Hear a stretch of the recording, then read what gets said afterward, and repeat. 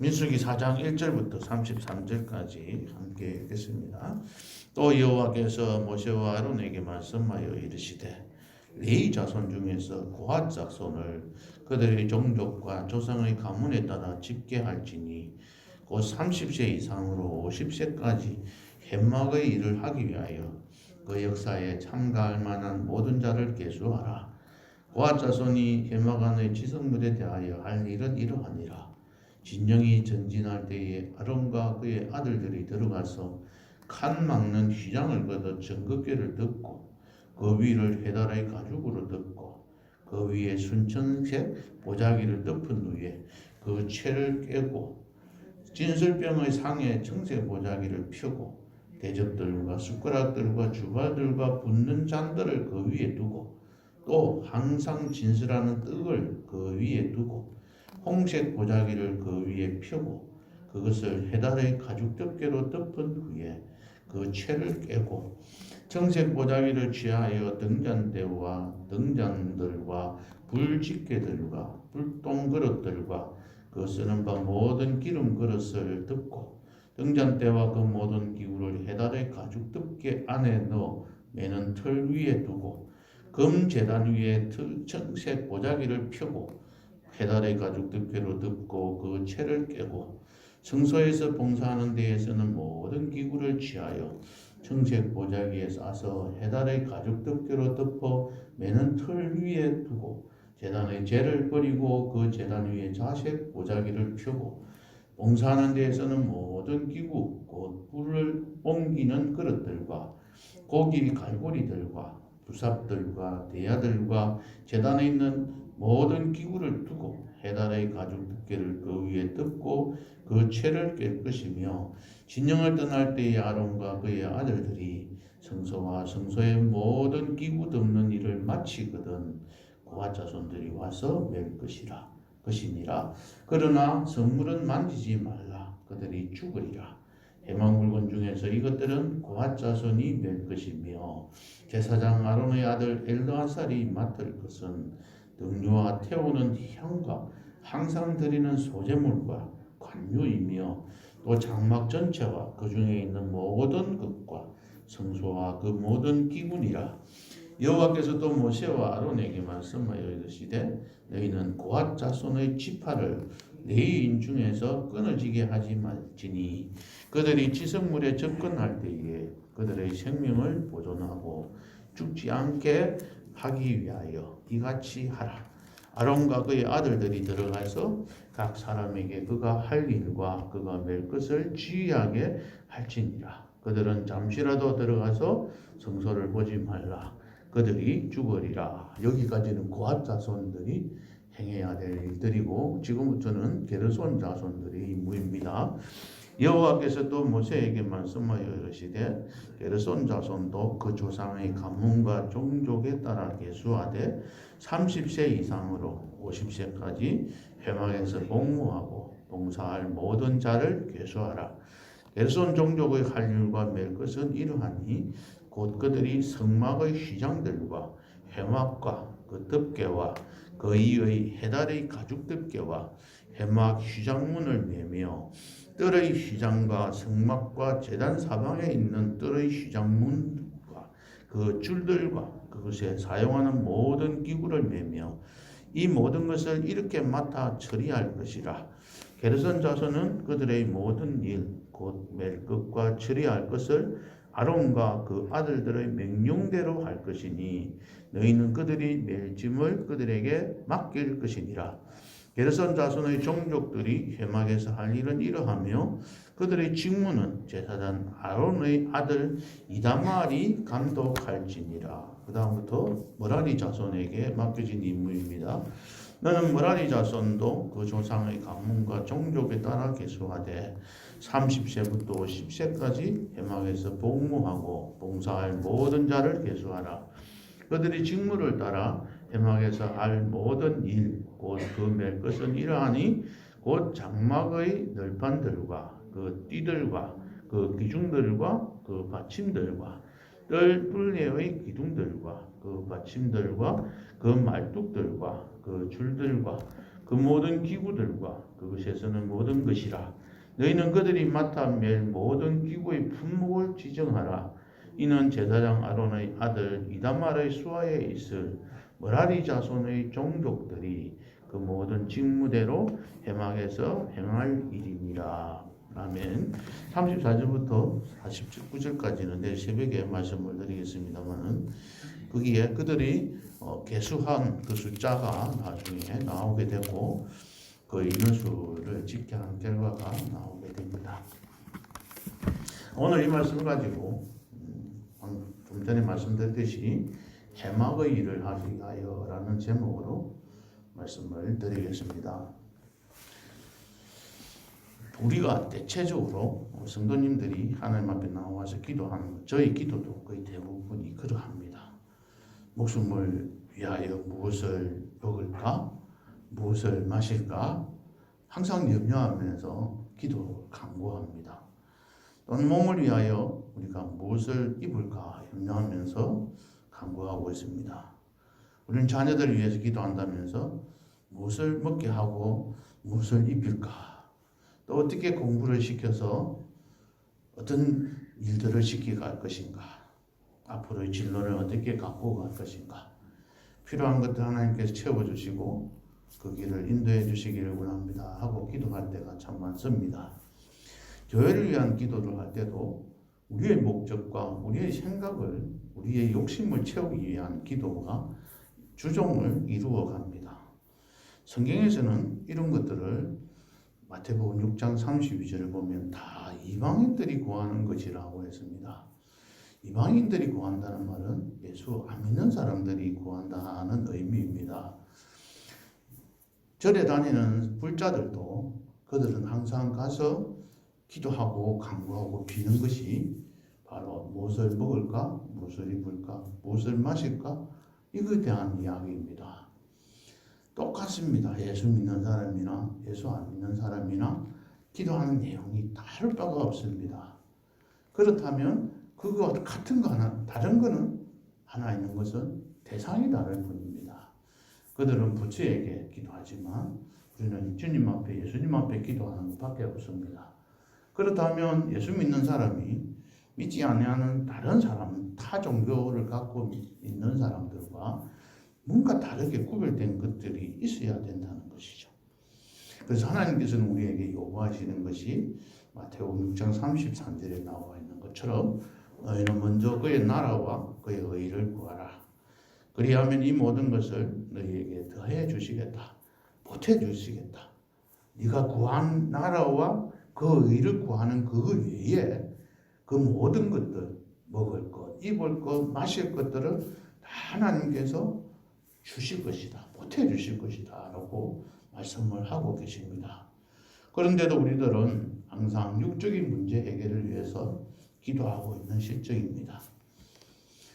그러나 우리의 기도하는 목적이나 기도하는 방향이 좀 달라지면 우리의 기도 응답의 내용도 달라질 것이고 우리 성도들의 삶도 달라지게 될 것이라고 생각합니다. 빌립보서 4장 6절부터 7절에 있는 말씀을 보면은 하나님께서 아무것도 염려하지 말고 오직 감사하라고 감사함으로 하나님 앞에 아뢰라. 하나님 앞에 기도해라 그랬습니다. 다시 말하면 지금까지 하나님께서 나에게 베풀어 주신 은혜, 지금까지 내 자녀들을 통해서 하나님께서 주신 은혜, 지금까지 나를 이곳에까지 이 자리에까지 이르게 하신 하나님의 놀라운 그 사랑, 보살핌, 인도하심이 무엇인지를 생각하면서 그것을 하나님 앞에 감사함으로 기도하라는 겁니다. 자녀가 부모에게 와서 아빠 전에 이렇게 해주신 게 너무 좋았어요. 너무 고마웠어요 하면 부모님이 어떻게 생각할까요?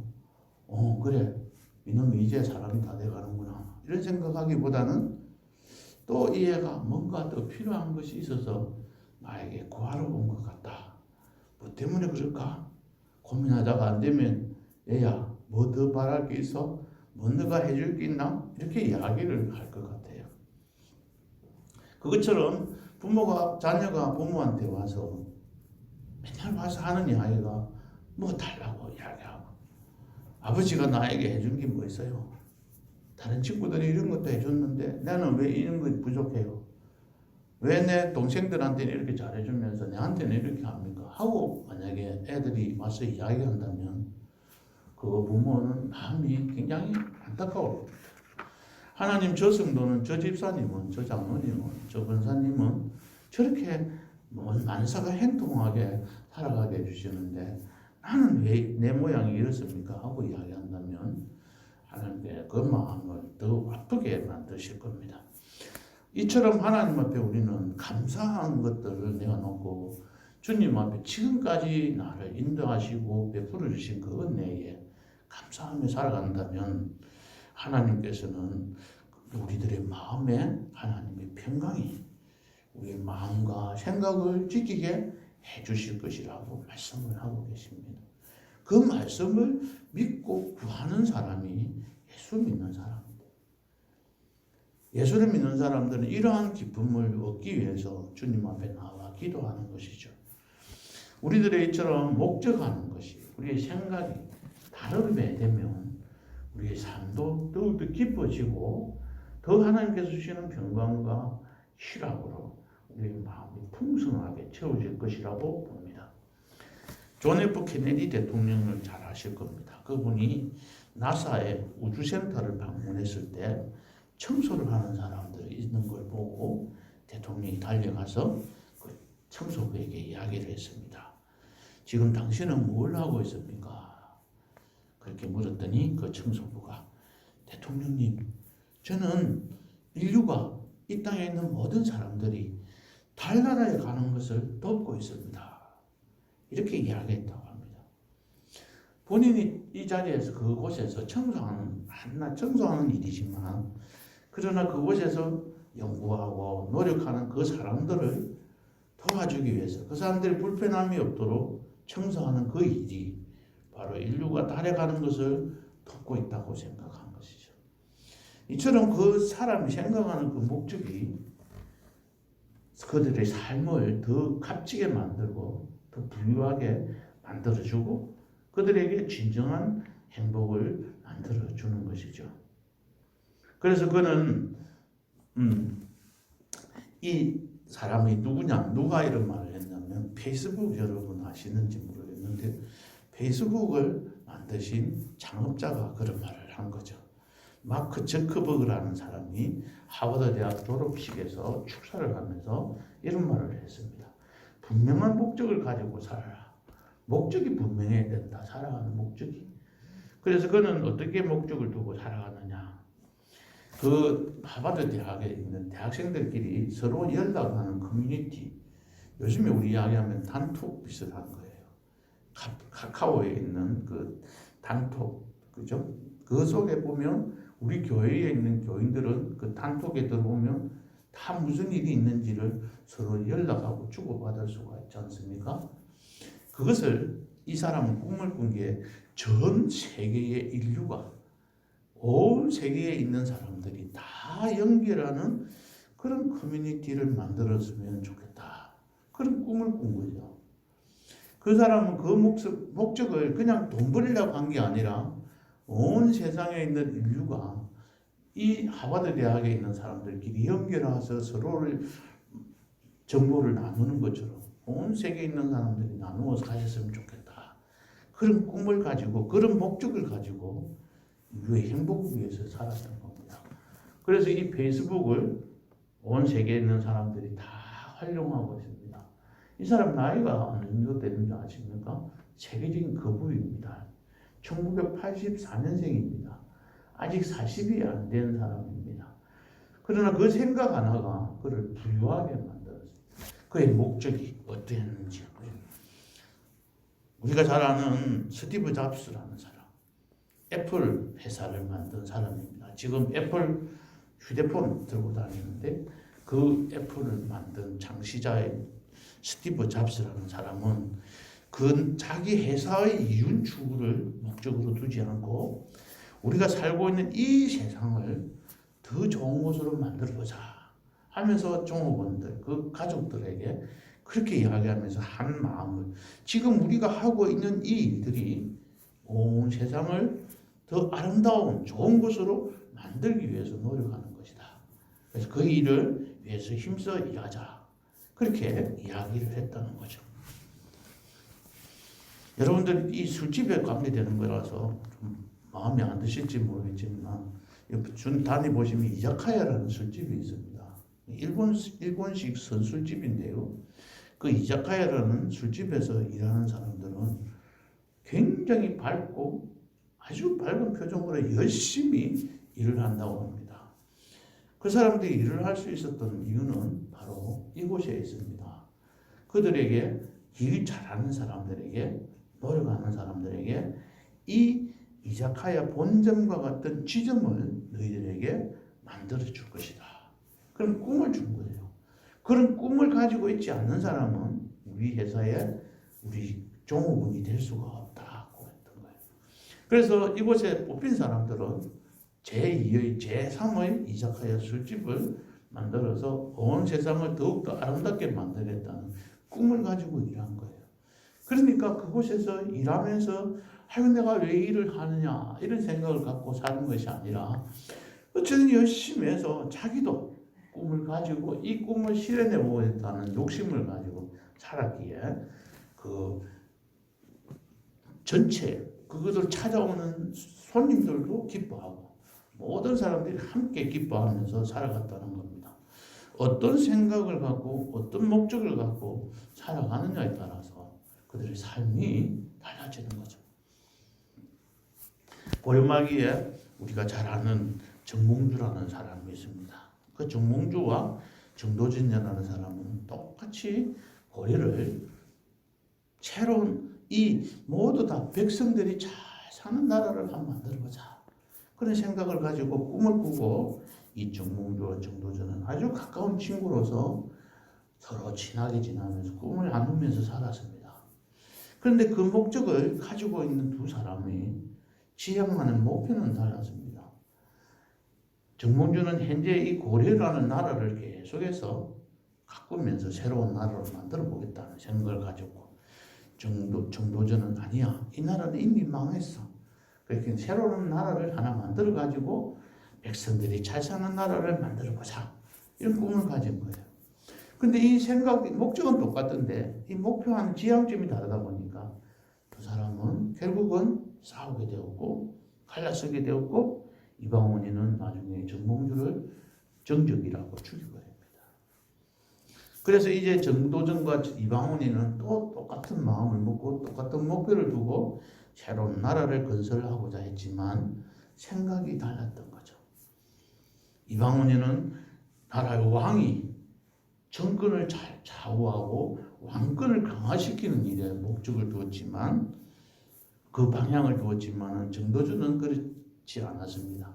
신하들이 대신들이 나라를 잘 다스리는 그런 국가를 민주국가를 만들려고 생각했던 것이죠. 그러다 보니까 결국은 또 이방원이는 정도전을 죽여버립니다. 이처럼 정치하는 사람들은 상대방을 목적이 다르면 죽여버립니다만 이와 같이 이 목적과 목표하는 것이 교회 안에서도 성도들끼리 똑같은 마음을 갖고 살아간다면 이 교회도 더욱더 크게 성장할 수 있을 것이고 우리들의 삶도 더욱더 윤택하게 살아갈 수 있는 거죠. 이러한 목적의식을 제대로 갖추고 살아가는 사람들, 이러한 목적이 좀 더 다른 생각을 갖고 기도하는 사람들, 그런 신앙을 가진 사람들은 그들의 삶이 달라지게 되는 것입니다. 이렇게 목적이 설정이 되어졌을 때 이 목적을 실현하기 위해서는 제대로 갖추어지고 나면 그 다음에 이를 제대로 분배하고 제대로 갖추어서 살아가야 합니다. 하나님께서 이스라엘 백성들을 사랑하고 택하신 이유는 이 백성들을 통해서 제사장 나라가 되게 하고 이들을 통하여 제사를 받으시고 영광을 얻기 위해서, 예배를 받기 위해서, 섬김을 받기 위해서, 하나님을 높이는 그 백성들을 만들기 위해서 이들을 택하신 겁니다. 그래서 애굽 땅에서 출애굽 시킨 것입니다. 광야에 가서 마음껏 하나님 앞에 제사를 지내고 하나님을 높이는 백성들이 되게 하기 위해서 그들을 광야로 데리고 갔습니다. 홍해바다를 건너게 하셨고 그들에게 출애굽기 19장에 보면 세계가 다 내게 속하였으니 너희가 내 말을 잘 듣고 내 언약을 지키면 너희는 모든 민족 중에서 내 소유가 되겠고 내 제사장 나라가 되고 거룩한 백성이 되리라고 서로 언약을 맺었던 겁니다.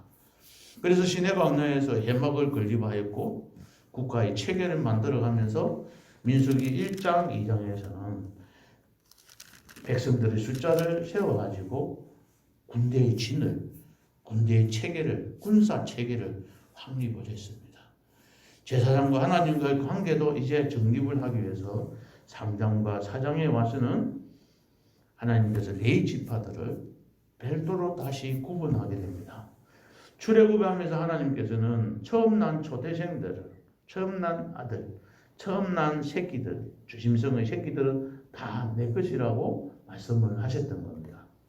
그래서 하나님께서 그 처음 태어난 사람들과 모든 짐승들 중에서 가축들 중에서 처음 것들은 다 하나님께서 취하려고 했습니다. 그러다 보니까 여러 가지 문제가 생기고 전체적으로 국가가 힘들게 어려움이 있으니까 하나님께서는 레위 지파를 그들을 대신해서 뽑으셔서 자기의 소유로 삼으셨던 겁니다.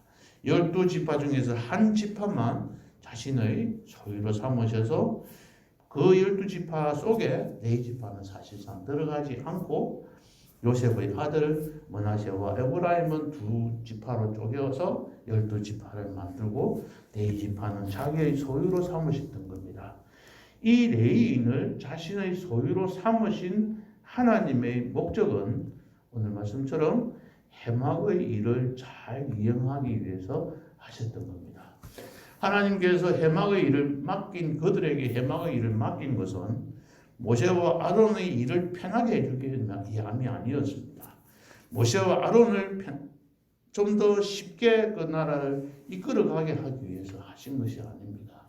모든 사람들에게 일을 골고루 분배하고 함께 일하게 만드는 것은 하나님의 영광 받으시는 그 해막의 일들을, 교회의 일들을 좀보다 더 효과적으로 효율적으로 이행하도록 그 일들을 잘 하도록 하기 위함이었던 겁니다. 이처럼 레위인을 자신의 소유로 삼으신 하나님의 그 목적을 이루기 위해서 지금부터 하나님께서는 아주 세밀하게 계획을 세워서 이렇게 배분해 줍니다. 이 레위의 자손이 바로 고핫과 게르손과 그 다음에 므라리 자손으로 나누어지는 것이잖아요. 이들을 통해서 하나님께서는 이 세 지파에게, 이 세 자손의 후손들에게 일을 골고루 나눠줍니다. 그런데 첫째 아들이 게르손인데 둘째 아들이 고핫 자손입니다. 그런데 하나님께서는 고핫 자손에게 큰 일을 맡깁니다. 오늘 1절부터 저기 20절까지에 보면 고핫 자손들에게 일을 맡기는 것들이 쭉 나오게 됩니다. 하나님께서는 이 고핫 자손과 게르손 자손과 므라리 자손들에게 각각 다른 일들을 이렇게 맡기셨습니다. 주님을 섬기는 교회의 일들은 한 사람이 하는 일들이 아닙니다. 혼자 해서는 안 됩니다. 그리고 어떤 주님의 일, 교회의 일들뿐만 아니라 우리 가정의 일들도 마찬가지입니다. 아이고 내가 엄마 저 애들 시키니 내가 하지. 이게 아니고 그 자녀들이 그 일들을 잘 하도록 만들어 가야 합니다. 자녀들을 편안하게 아이고 뭐 저 애들이 무슨 일을 하겠나 아니라 그 애들이 할 수 있는 일이 무엇인지 찾아서 잘 가르쳐서 그 일들을 하나씩 맡겨가야 합니다. 남편이 집에 와서 아무 일 안 한다고 아이고 뭐 대도 아무리 이야기해도 대도 안 하니까 그냥 내 혼자서 잘하지. 이것도 제대로 하는 일이 아닙니다.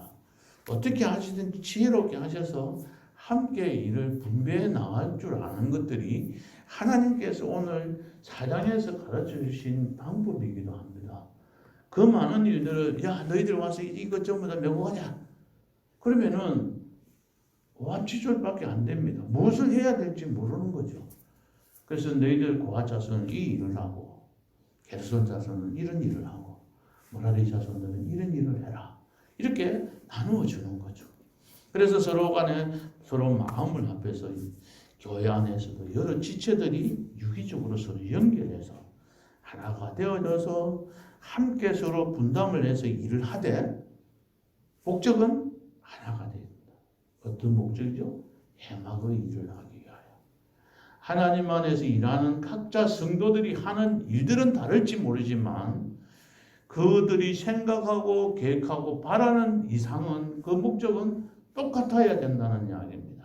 그게 같은 마음, 같은 생각을 가지고 한 마음이 되어서 주를 섬겨 나가는 것이죠. 이렇게 서로 각자가 받은 은사대로 그 일들을 맡아갑니다. 성도가 맡는 일들은 각각 다릅니다. 각자가 받은 달란트가 다르기에 각자가 받은 달란트대로 또 그 받은 달란트가 5달란트가 되든 2달란트가 되든 1달란트가 되든 불평하고 원망하지 않고 나에게 맡겨주신 것은 다 하나님께서 주심을 우리가 생각하고 그 맡겨진 일들을 하나씩 하나씩 갖추어져 가야 합니다. 오늘 이 성경 말씀에서 보면은 고아 자손들은 지성소에 있는 이 안에 있는 내부적인 모든 문제들을 다 움직이게 하셨습니다.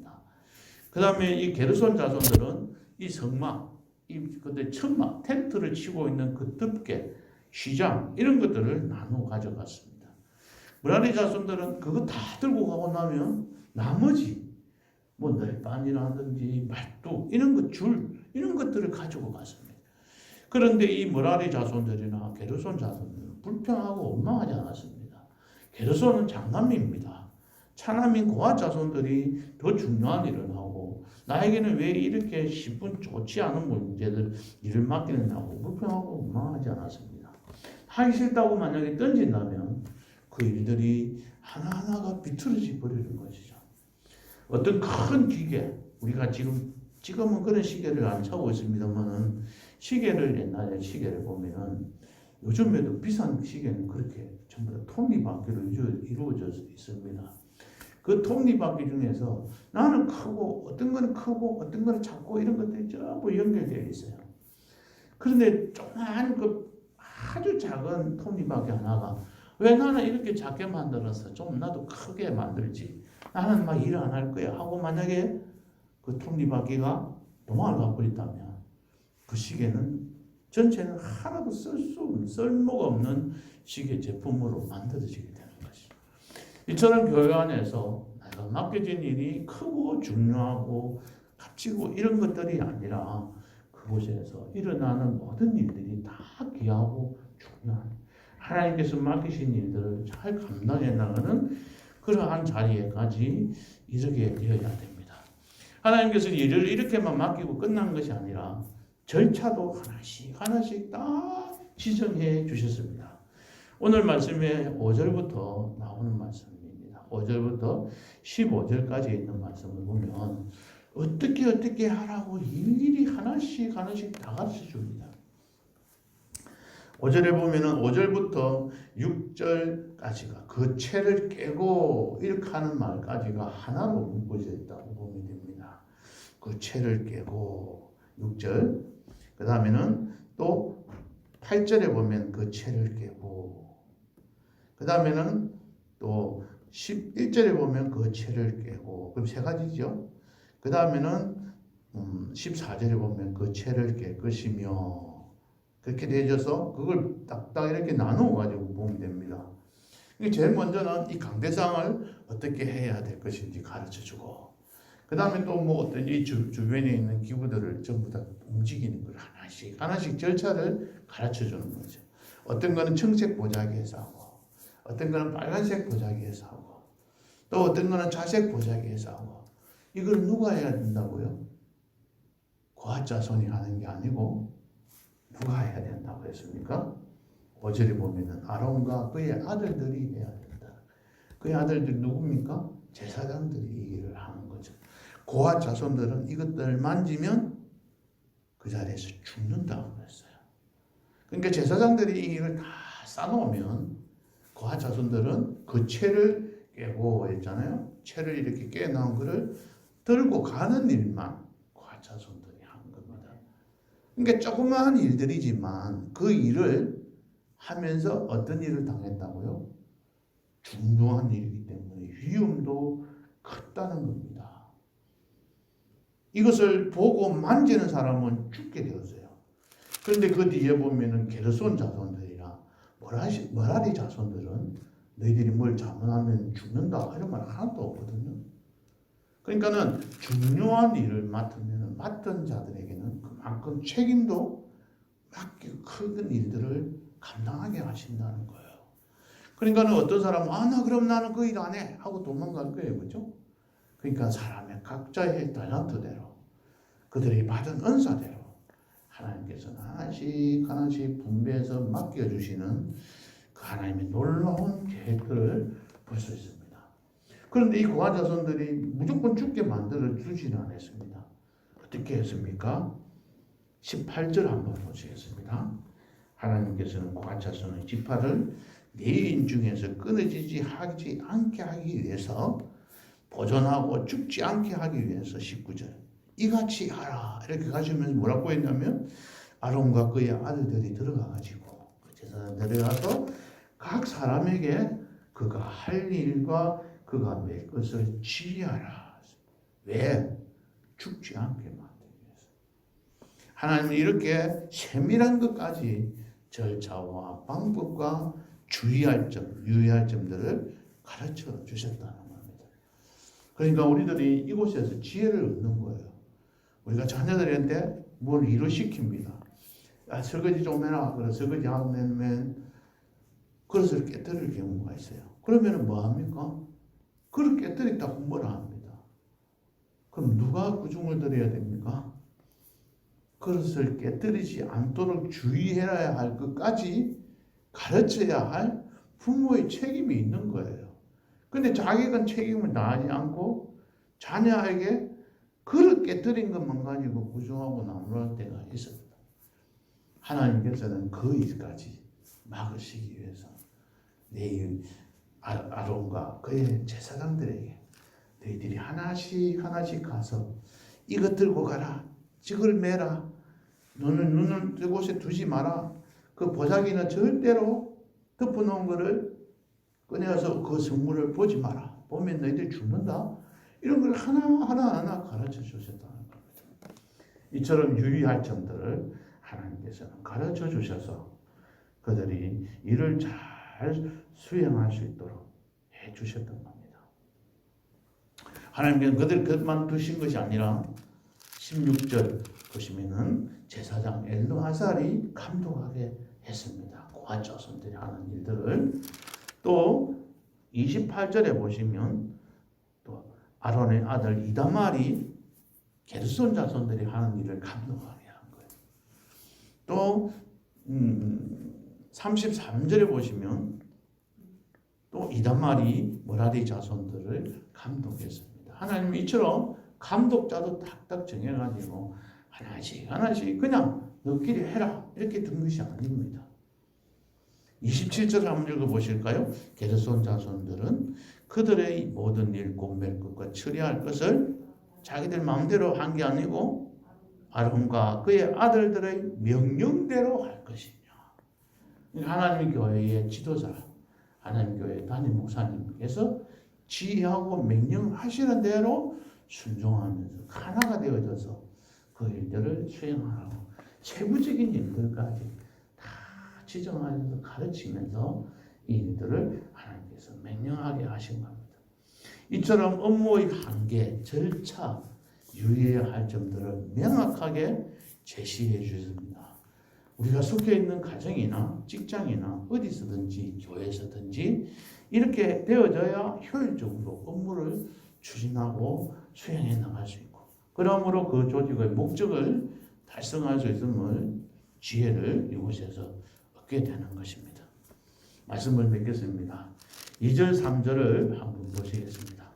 2절 3절 보시면 이런 말씀을 레위 자손 중에서 고핫 자손을 그들의 종족과 조상의 가문에 따라 집계를 하시는데 어떻게 하라고 했죠?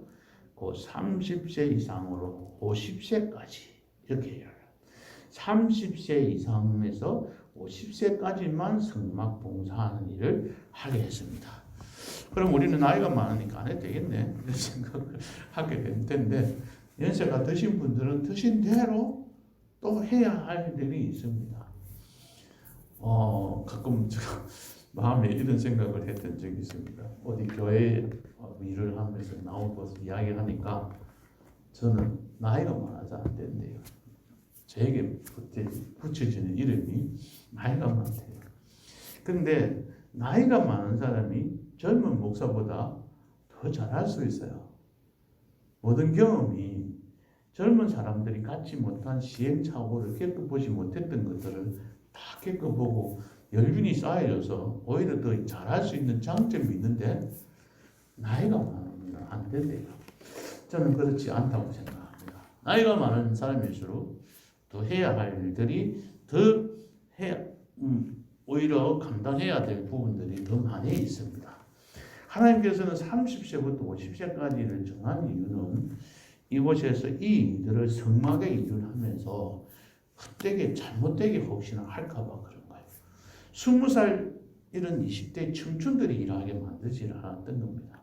50세 이상의 나이가 많아서 힘이 없어서 못하는 그런 자리에까지는 이르지 않게 하신 겁니다. 정신적으로 미숙해서 하나님의 일을 하는데 실수를 할까 봐서 그런 이들에게 맡기지 않았습니다. 오히려 지금처럼 저희들처럼 이제 연륜이 찬 사람들에게 하나님께서는 이 일들을 맡기십니다. 풍부한 경험과 인격과 지식까지 함께 갖추고 있는 우리들에게 더 많은 것을 하나님께서는 요구하고 계십니다. 하나님께서는 또한 우리들에게 내가 하고 있는 일들을 다 행하고 난 뒤에 시간이 남거든 일을 해라, 그런 뜻이 아니라는 겁니다. 30세부터 50세까지 이 20년 동안에 가장 자신을 위해서 일할 수 있는 그때에 그 시간을 하나님께서는 바치라는 거죠. 우리에게 가장 중요한 그 시간을 내가 가장 바쁠 때, 내 코가 석자일 때 하나님께서는 하나님의 일을 하시기를 요구하시고 원하시는 겁니다. 빈둥빈둥 놀다가 남으면, 시간이 남으면 내를 위해서 물질을 다 사용하고 난 다음에 남는 돈이 있으면 하나님을 위해 봉사하고 헌신하라, 그렇게 말씀하지 않으시고 너에게 가장 값진 시간, 가장 귀하다고 생각하는 그 시간을, 가장 귀하다고 생각하는 그 가족들을, 자녀들 중에서도 하나님 앞에 드릴 수 있으면 그 자녀들을 하나님 앞에 드리라고 하나님께서는 요구하고 계시는 겁니다. 진짜 잘 믿는 천주교 신자들은 자기가 아들을 많이 낳아서 그 아들 중에서 가장 잘나고 똑똑한 자를 신부로 드리는 것을 가장 큰 하나님 앞에서 더 크고 귀한 것으로 여기기도 합니다.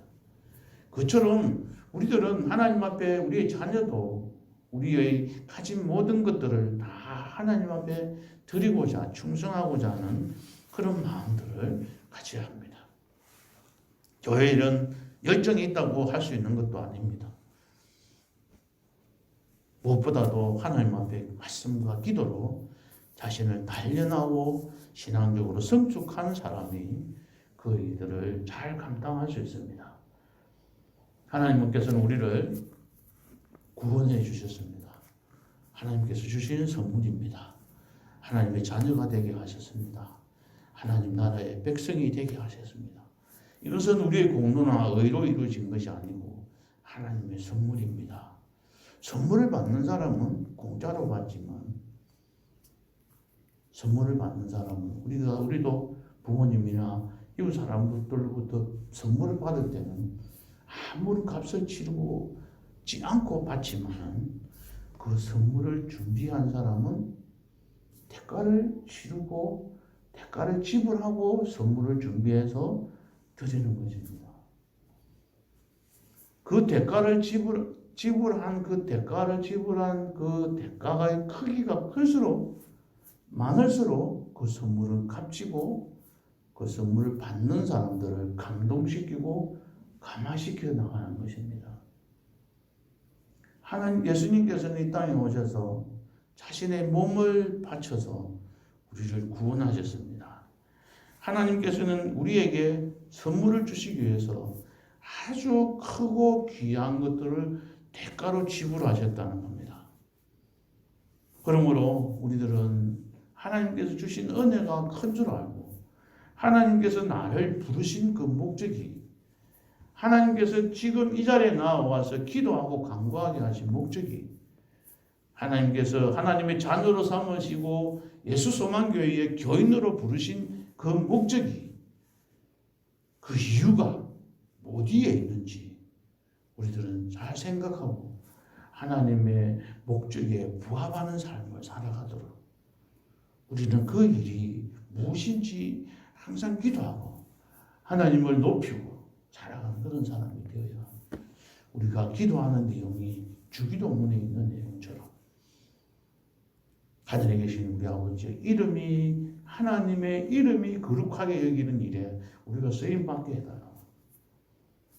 하나님의 나라가 이 땅에서 더 확장되게 하는 일에 쓰임받게 해달라. 나를 통하여 하나님의 뜻이 이루어지게 해달라고 기도하며 간구하는 자에게 그렇게 그의 나라와 그의 의를 위하여 기도하고 간구하는 자에게 하나님께서는 오늘도 우리가 먹을 것과 입을 것과 마실 것을 더 보태어서 채워주실 것이라고 말씀하십니다. 모든 것 염려하지 말고 하나님 앞에 맡기면서 하나님 앞에서 우리의 모든 가지고 있는 가장 중요한 시간 내가 가장 귀하게 생각하는 것을 하나님 앞에 드려서 충성하여서 하나님 앞에 가는 날 잘했다. 인철아 너가 고생했다. 착하고 충성된 중아 하면서 칭찬 듣는 저와 여러분 되시기를 예수님의 이름으로 축복합니다.